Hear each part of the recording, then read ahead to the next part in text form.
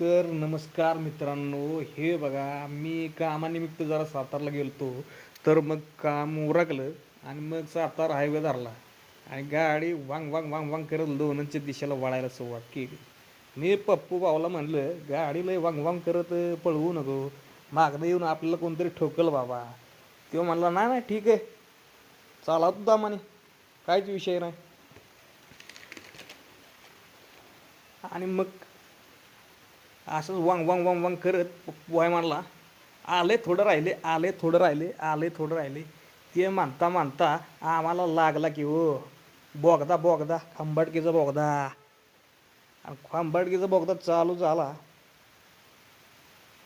तर मनाला असं गार गार वाटायला लागलं, की असं वाटलं ह्यात आत एकदा आत गेलं की बाहेर येऊ नये. इतकं गार असं वातावरण झालं ना, आणि इतकं मस्त वाटत, लाईटिंग वगैरे इतक्या मस्त दिसत होत्या, जणू काय रात्र झाली आणि आम्ही रात्रीचं एका रस्त्यावरून चाललोय. अशा मागणं गाड्या जोरात भुर्रकेने यायच्या आणि भुर्रकेने मोरावर निघून जायच्या. कार इतकं मस्त वाटत होतं का नाही, असं वाटत होतं बाहेरच यायला नको.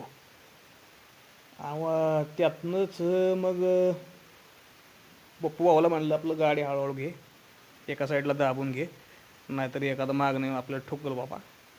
हो बाराचा बैला काहीतरी उद्योग नको म्हणलं व्हायला, गाडी आपल्या एका साईडनं जाऊ दे, दमान जाऊ दे. पप्पू मला कायच विषय नाही, घेतो एका साईडनं, तू कशाला टेन्शन घेतो. मी म्हणलो ठीक आहे बाबा, घे मस्तपैकी. असं हळूहळू हळू करत आम्ही बोगदा पार केला, बोगद्याच्या बाहेर आलो आणि असं बाहेरचं दृश्य तुम्हाला दाखवतो. हे बघा डोंगर, झाडी किती मस्त आहे का नाही.